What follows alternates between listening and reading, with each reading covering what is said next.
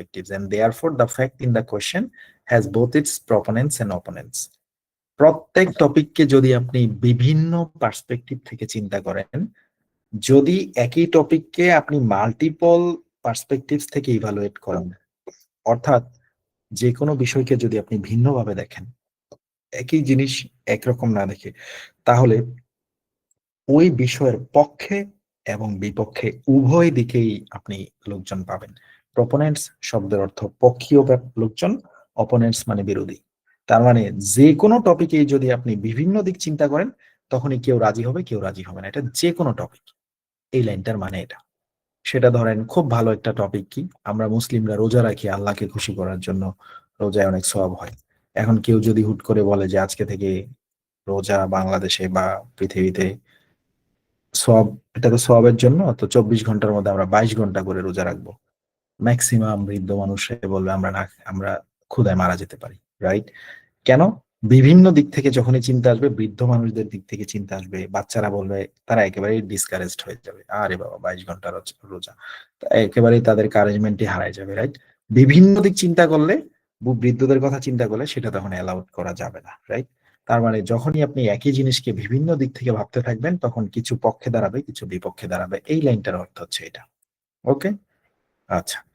আরেকটা বিষয়ের তো শেষ নেই, সেটা কি? সেটা হচ্ছে আমাদের এই ফরম্যাটে কিছু শব্দ কঠিন আছে, ভালোই ভালোই কঠিন শব্দ আছে, অনেকগুলো আছে। কন্টেম্পোরারি আছে, আপনার প্রপোনেন্টস, অপোনেন্টস, নিচে আছে আপনার প্রমিনেন্ট, অনেক আছে, কন্ডাক্টেড, নিউমেরাস, এরপরে ড্রব্যাকস, কনস, অনেক আছে, ভিতরে অনেক আছে। হ্যাঁ, ওভারলুক, এরপরে কই গেল, নাটশেল, আউটওয়ে, তারপরে অনেকগুলা কঠিন শব্দ আছে। এটা সহজ টেমপ্লেটের মতো না। এটার কাহিনীটা কি? যখন আমি এটা তৈরি করি, পিয়ারসনের তো একটা গাইডলাইন আছে। পিয়ারসন তার রাইটিং এ ভালো করার জন্য কি বলে? সে বলে যে পিয়ারসনের কথা বাদ দেন না, বিষয়টা হচ্ছে কঠিন আছে, আপনি চাইলে এটাকে সহজ করে ফেলতে পারেন, কিন্তু আপনি করবেন কিনা আফটার লিসেনিং মাই এক্সাম্পল। সে আপনি একজন টিচার, আপনি পরীক্ষার হলে গরু রচনা লিখতে দিয়েছেন সকল স্টুডেন্টসকে। একজন স্টুডেন্ট লিখছে গরুর 4টি পা আছে, গরু সকালে খায় বিকালে ঘুমায়। আরেক যে স্টুডেন্ট লিখছে গরু একটি চতুষ্পদ জন্তু, গরু সকালবেলা আহার করে বিকালবেলা বিশ্রাম করে। আপনি কারে ভালো নাম্বার দিবেন? নিশ্চিতভাবে যে লিখছে গরু একটি চতুষ্পদ জন্তু, কারণ সেও লিখছে 4টি পা আছে, সে লিখছে চতুষ্পদ জন্তু, অর্থ দুটার একই, বাট তার লেখাটা তার থেকে এক লেভেল উপরে আছে। আমার উদ্দেশ্যটা হচ্ছে এরকম, আপনি একটু অ্যাডভান্স রাইটার হওয়ার জন্য কিছু কি করতে হয়, পিয়ারসনের গাইডলাইন বলেন আর অন্য রাইটার্সদের মানে এক্সামের গাইডলাইনই বলেন, একটু কিছু অ্যাডভান্স ওয়ার্ড সিলেক্ট করতে হয়, কিছু সিনোনিম দিতে হয়, কিছু কমপ্লেক্স সেন্টেন্স ঢুকাইতে হয় ভিতরে, কিছু সেন্টেন্সের স্ট্রাকচার একটু কঠিন কঠিন দিতে হয়। এখন আমাদের তো এটা ফরম্যাট, আপনি তো করবেন মুখস্থ, তাহলে কঠিন হইলেই সমস্যা কি? আশা করি লজিকটা বুঝছেন। হয়তো একটু কষ্ট হইতে পারে, হোক না, 2 দিন বেশি লাগুক মুখস্থ করতে, এটা তো আমি দিয়ে রাখছি যেদিন ভর্তি হয়েছেন সেদিন থেকেই। কারণ আপনি যদি মুখস্থ না করেন আমি জিততাম, রাইট? ওকে, সো উদ্দেশ্যটা বুঝতে পেরেছেন। কষ্ট হইলো মুখস্থ করেন যদি ফরম্যাট ফলো করেন। এখনো যদি কেউ অন্য ফরম্যাট মুখস্থ না করে থাকেন, তাহলে এটাতেই মুখস্থ করে ফেলেন, আর অন্যটা করলে ওটা দিয়ে লিখেন, সমস্যা নেই। এবার আসেন এখানে, এইটুক পর্যন্ত আমরা আসলাম। এবার 3 নম্বর লাইনটা কি?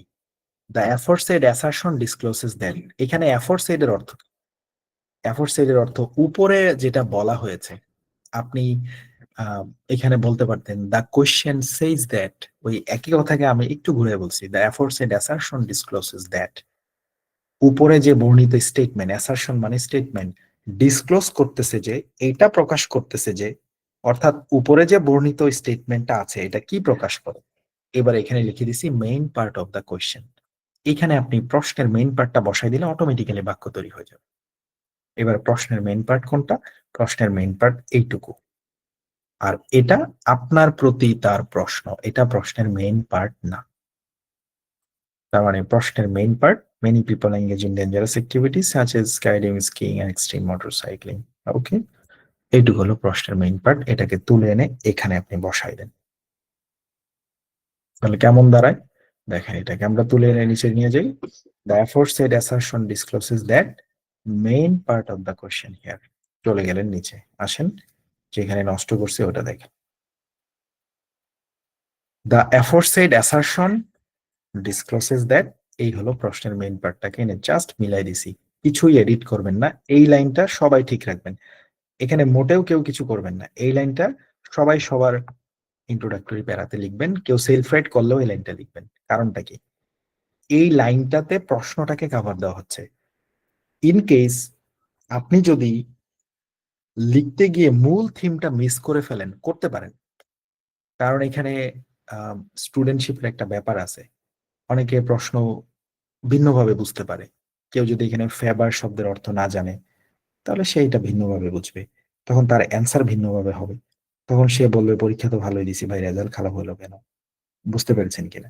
কোনো কারণে কেউ যদি প্রশ্নের থিম মিস করে ফেলেন, এই অ্যাসারশন ডিসক্লোজেস দ্যাট দিয়ে তো আমরা মূলত প্রশ্নটাই লিখছি, তার মানে আপনার অ্যান্সারের ভিতরে প্রশ্নের পার্টটা আছে, কোনো না কোনো জায়গায় আছে। কোথায় আছে? ইন্ট্রোডাক্টরি প্যারাতে আছে। ইন্ট্রোডাক্টরি প্যারাতে আছে। অন্তত আপনি টপিকটা যে আপনার ভিতরে ইনক্লুড করতে পারছেন, এআই কে অন্তত ওইটুকু দেখাইতে পারবেন, কিছু হইলো নাম্বার আপনি আনতে পারবেন। এই জন্য এইখানে আমরা প্রশ্নটাই লিখবো, কিন্তু এটাকে সেলফ সেন্টেন্স বানায়ে সিস্টেম করে লিখবো। নিচের একটা লাইন দিলাম, the aforesaid assertion discloses that উপরে বর্ণিত স্টেটমেন্ট এটা প্রকাশ করে যে many people engage in dangerous activities such as skydiving, skiing, extreme motorcycling। উপরে বর্ণিত অ্যাসারশন অথবা উপরে বর্ণিত স্টেটমেন্ট আমাদেরকে এটা প্রকাশ করছে যে অনেক মানুষ আজকাল বিপজ্জনক কর্মকাণ্ডে ঢুকতেছে, যেমন আকাশ থেকে পড়তেছে, স্কাই ডাইভ করছে এবং উল্টাপাল্টা মোটরসাইকেল চালাচ্ছে। তার মানে পুরা প্রশ্নটাকে আপনি প্যারাফ্রেজ করলেন এই লাইনটার দ্বারা। কখনো কখনো প্রশ্নের মেইন পার্ট 2 বাক্যে হতে পারে, 3 বাক্যেও হতে পারে। এমনি many people engage in dangerous activities, এখানে দিয়ে দিল ফুল স্টপ। এবার এটা বাদ দিল, আপনারে লিখলো for example, comma, for examples, skydiving, skiing, or extreme motorcycling. Are you in favor of such activities or not? আমরা তো চাইলে প্রশ্নটা এইভাবেও রেডি করতে পারি। তখন কি হলো, প্রশ্নের মেইন পার্ট কিন্তু 2টা, মানে এটাও ওইটাও। তার মানে আপনি শুধু এই ফুল স্টপ পর্যন্ত নিয়েন না, কিন্তু আপনি কিন্তু প্রশ্নের মেইন পার্ট এই 2 বাক্যই নিয়ে নেবেন, ফুল স্টপ সহ নেবেন। তখন এখানে কি লিখবেন? তখন এখানে মাঝখানে এন্ড দিয়ে লিখে ফেলতে পারেন, many people engage in dangerous activities and, অথবা কমা দিয়ে আগাইতে পারেন, কমা ফর এক্সাম্পল এটা এটা এটা, অথবা ফুল স্টপ দিয়ে আগাইতে পারেন। ফুল স্টপ এটা যেভাবে আছে ওইভাবে, মানে প্রশ্নের মেইন পার্ট যদি এক সেন্টেন্সে থাকে তাহলে এক সেন্টেন্সে, 2 সেন্টেন্সে থাকলে 2 সেন্টেন্সে। প্রশ্নের মেইন পার্টটা কিন্তু এইটা না, যেটাতে আপনার প্রশ্ন করে ওইটা বাদ দিবেন, ওইটা মেইন পার্ট না। ওকে, আচ্ছা, প্রশ্ন আমরা চেঞ্জ না করি, প্রশ্ন প্রশ্নের মতোই থাকে। আশা করি বুঝছেন, এখানে এক লাইনে আছে, আমরা এক লাইনে নিয়ে আসছি, হয়ে গেল এটা। এইবার এই 3টা লাইনে হয়ে গেল। এবার চলে গেলাম উপরে। ইন দিস এসে, এই রচনায় আসল কথা আসতেছে। I will put forth my view point regarding, এই রচনায় আমি আমার দৃষ্টিভঙ্গি দেখাবো। আই উইল পুট ফোর্থ, খাতায় লিখবেন। পুট ফোর্থ এর অর্থ হচ্ছে, আহ, এখানে আপনি লিখতে পারতেন I will right, I will express, লিখতে পারতেন আই উইল ডিসকাস। বাট যখন আপনি পুট ফোর্থ লিখলেন, এই ডিসকাস বা এক্সপ্রেস ওই শব্দগুলোর থেকে একটু অ্যাডভান্স আছে এই ফ্রেজটা। পুট ফোর্থ মানে দেখানো বা প্রকাশ করা, লিখা। ওকে, সো আপনি আপনাদের কারো অন্য ফরম্যাট থাকলে সেখানে এক্সপ্রেস বা ডিসকাস এই ধরনের ভার্বের জায়গায় আপনি সিম্পলি পুট ফোর্থ বসাতে পারেন। ওকে, আপনি যে একটু অ্যাডভান্স রাইটার, ওই যে গরু একটি চতুষ্পদ জন্তু লিখবেন, আপনি গরুর 4 পা আছে ওটা আপনি লিখবেন, right? So I will put foot my view point, এই রচনায় আমি আমার দৃষ্টিভঙ্গি দেখাবো। রিগার্ডিং মানে ব্যাপারে, এখানে আমি অ্যাবাউটও লিখতে পারতাম, বাট রিগার্ডিং শব্দটা বা ইন টার্মস অব, দুটো একই, এটা একটু ভালো word. Okay, so in this essay, এই রচনায় I will put forth my view point, আমি আমার দৃষ্টিভঙ্গি দেখাবো, রিগার্ডিং ব্যাপারে, কিসের ব্যাপারে? এই টপিকের ভিতরে কি বসবে? ডেঞ্জারাস অ্যাক্টিভিটিস, কারণ একটু আগেও তো ওইটাই বসছিল। টু প্রডিউস লজিক্যাল ফাইন্ডিংস, এখানে আমি আমার দৃষ্টিভঙ্গি বিপজ্জনক কর্মকাণ্ডের ব্যাপারে দেখাবো, এটার ব্যাপারে যুক্তি তর্ক উপস্থাপন করার জন্য। মানে আপনি জাস্ট সিম্পলি এই লাইনে বললেন আপনি আজকে রচনাটা কি নিয়ে নিচে লিখবেন। কিন্তু একটু খেয়াল করেন তো, এই লাইনে যদি আপনি শুধু ডেঞ্জারাস অ্যাক্টিভিটি শব্দটা বসান, তাহলে কি এমন কিছু প্রকাশ পায় আপনি ডেঞ্জারাস অ্যাক্টিভিটিজ এর পক্ষে লিখবেন না বিপক্ষে লিখবেন এমন কিছু কি বোঝায়? বোঝায় না কিন্তু। শুধু কি বোঝায়? এই রচনায় আমি বিপজ্জনক কর্মকাণ্ডের ব্যাপারে লিখব। এখনো কিন্তু আমি ক্লিয়ার হতে পারলাম না, প্রশ্নটা যে তোমারে করলাম, তুমি কি এগুলার পক্ষে নাকি বিপক্ষে, ওইটার উত্তর আপনাকে প্রথম প্যারাতেই দিয়ে যেতে হবে যে আমি এগুলার পক্ষে, আজকের রচনায় আমি পক্ষে লিখব, অথবা আমি এগুলার বিপক্ষে, আজকের রচনায় আমি বিপক্ষে লিখব। কিন্তু এই লাইনে যদি শুধু এইটুকু লিখেন, in this essay I will put forth my view point, এখানে লিখলেন dangerous activities, DANGEROUSACTIVITS, to produce logical findings. তাহলে এটার অর্থ কি দাঁড়ায়? এই রচনায় আমি আমার দৃষ্টিভঙ্গি বিপজ্জনক কর্মকাণ্ডের ব্যাপারে দেখাবো, যুক্তিতর্ক উপস্থাপন করার জন্য, মানে লজিক্যাল ফাইন্ডিং দেখানোর জন্য। বাট এই লাইনটা দ্বারা কিন্তু একবারও বোঝাচ্ছে না আমি কি এগুলার পক্ষে লিখবো না বিপক্ষে লিখবো।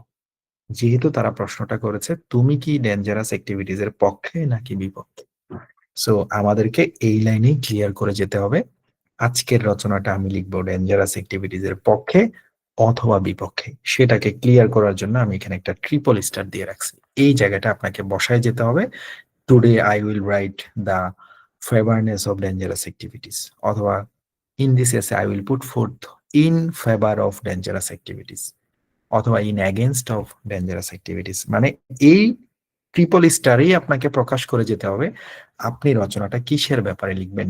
যেহেতু প্রশ্ন করেছে তুমি কি ডেঞ্জারাস অ্যাক্টিভিটিজ এর পক্ষে নাকি বিপক্ষে, তাহলে এই জায়গাটা আপনাকে লিখতে হবে হ্যাঁ আমি ডেঞ্জারাস অ্যাক্টিভিটিজ এর পক্ষে আজকে লিখবো। শুধু যদি লিখে চলে যান ডেঞ্জারাস অ্যাক্টিভিটিস নিয়ে লিখবো, তাহলে বোঝা যাচ্ছে না পক্ষে লিখবেন না বিপক্ষে লিখবেন, তাহলে আমাদের উত্তর কিন্তু আসতেছে না। এই জন্য আমরা প্রথম লাইনেই ক্লিয়ার করে ফেলবো, এই জন্য এখানে একটা ট্রিপল স্টার দিয়ে রাখছি। খেয়াল করেন প্রথম প্যারা এখন পর্যন্ত কি কি করলাম। প্রথম প্যারার প্রথম লাইনটাতে কোনো প্যারাই তো নাই, আছে কি? নাই, খালি টপিক বসালে নিজে নিজে লাইন হয়ে গেল। দ্বিতীয় প্যারাটা তো কমপ্লিটলি, দ্বিতীয় লাইনটা তো মুখস্থ, এখানে তো কিছুই আসে যায় না, খালি ব্র্যাকেটের মধ্যে নট ফর অল দিয়ে একটা কথা লিখে আছে দ্বিতীয় লাইনটার শেষে। তার মানে এই লাইনটা সবার জন্য না। কাদের জন্য? যারা আমাদের এখানে যে ফাঁকে ফাঁকে যে সেন্টেন্স লিখতে হবে, এই যে লাল লাল দিয়ে যে বাদ রাখছি, এই লাল লালের জায়গাগুলোতে যারা বেশি একটা ভালো লিখতে পারবে না তাদের জন্য এই বাক্যগুলো। আর যারা একটু বড় স্কোর খুঁজে, সে রাইটিং 85 দরকার সুপেরিয়র ইংলিশের জন্য, তাকে কিন্তু এগুলো বাদ দিয়ে লিখতে হবে। যে সকল বাক্যে আমরা লিখছি নট ফর অল, শুধু মাথায় রাখবেন আমাদের ফরম্যাটে যেখানে যেখানে লিখে আছে নট ফর অল, এগুলো হচ্ছে সবার জন্য না। যারা সেলফ রাইট একটু দিতে পারবে ফরম্যাটের ভিতরে তাদের এগুলো বাদ দিতে হবে। ইভেন আমাদের 2 নাম্বার প্যারা পুরাটাতেই লিখছি নট ফর অল, যারা একটু ভালো লিখবে তারা 2 নাম্বার প্যারা পুরাটাই বাদ দিয়ে দিবে। এখানে প্রায় 40-50টা শব্দ আছে, সব বাদ। তখন আপনার এই 3 নাম্বার প্যারা হয়ে যাবে আপনার 2 নাম্বার প্যারা। দেখে নিই আপনারা শুনছেন কিনা, ঠিক আছে না নাকি ঠিক নেই? হ্যাঁ রে, এ কি হলো?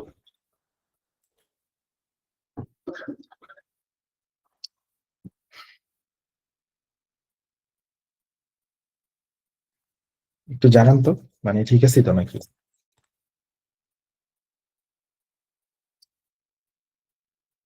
ওকে, আমরা ঠিক আছি, ওকে ওকে। আচ্ছা, দেখলাম।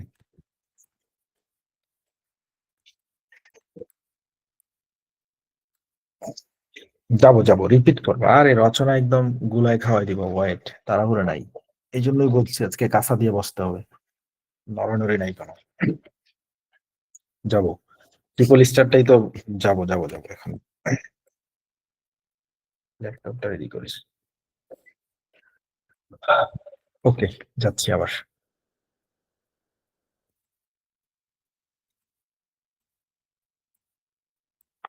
যাক, ভাল লাগলো। ক্লাস থেকে 7-8 জন চলে গেছে, তার মানে তারা সেলফ রাইটিং এ খুব ভালো করবে। তারা বুঝছে যে না আমি তো সেলফ রাইটিং করবো, বাকিটা আমার দেখার দরকার নেই। I am so happy. দারুণ পেলাম, ওই 7-8 জন খুব ভালো করবে ইনশাল্লাহ। আচ্ছা, এবার আসেন আমরা ফরম্যাটে আসছি।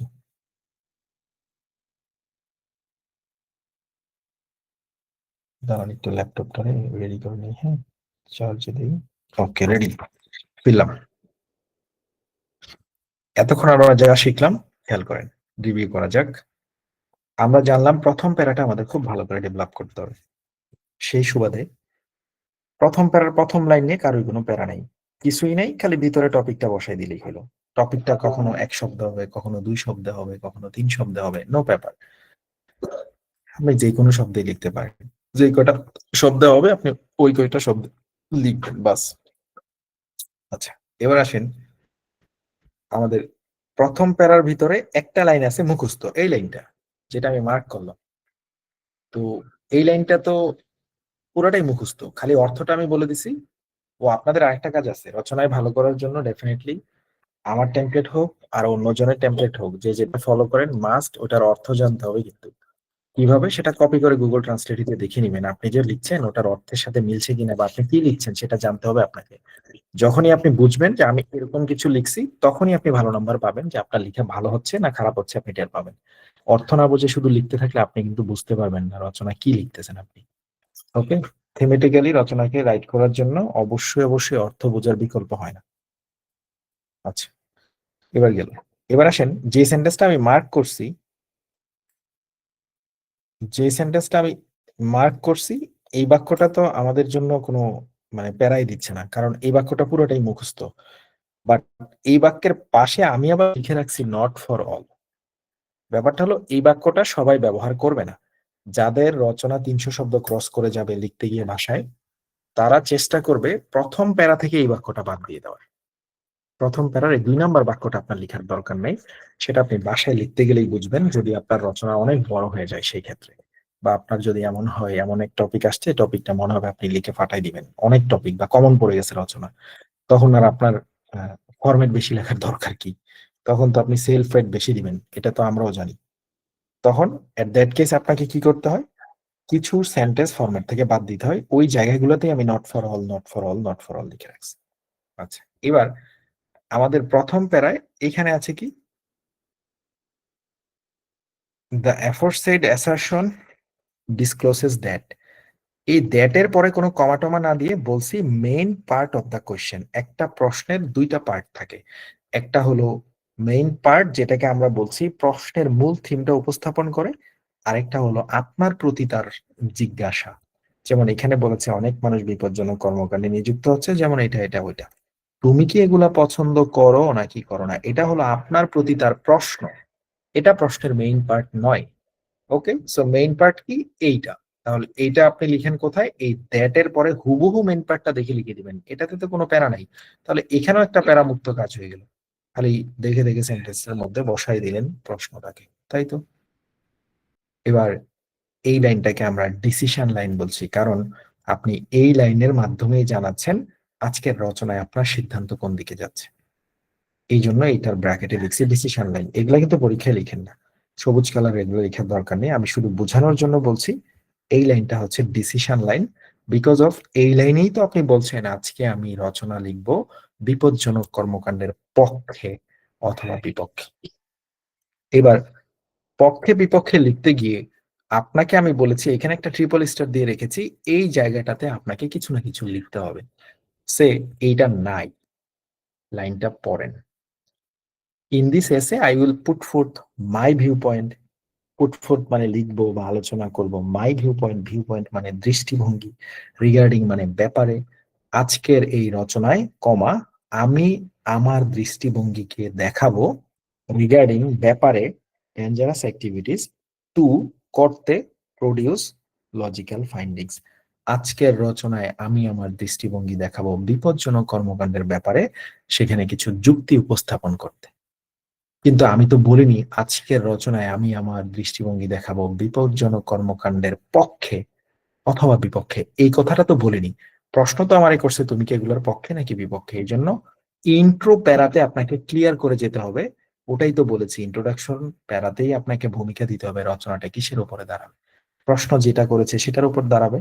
তো প্রশ্ন তো আপনাকে করেছে, বিষয়টা এরকম, এক পরিবারে অমুক আছে তমুক আছে অনেক সদস্য আছে, এই পরিবারে তোমার বাবার নাম কি, এতগুলা মানুষের মধ্যে কে তোমার বাবা। তাহলে এই প্যারার ভিতরে আপনাকে বলতে হবে আজকের এই রচনায় আমি দেখাবো এই ফ্যামিলির কে আমার বাবা।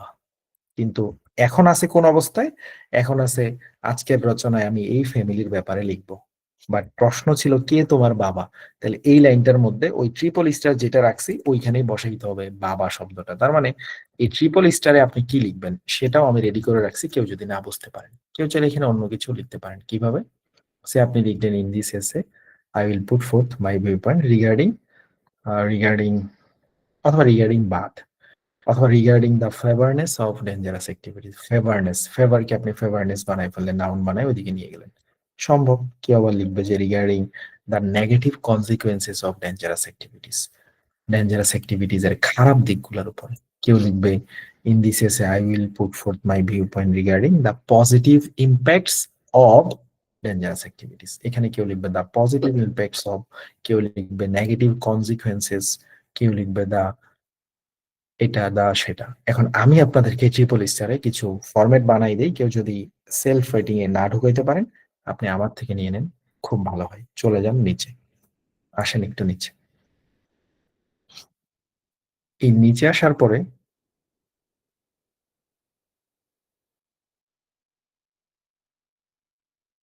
এই এই পেজে কি দেখলেন? এই পেজে দেখলেন সাজেশন। তার নিচেই আপনি দেখবেন ট্রিপল স্টারের একটা রুল আমি সাজায় রাখছি। ওই যে উপরে আমি ট্রিপল স্টার দিছি, এটা কেন দিছি আপনি একটু মুখস্থ করবেন আজকে।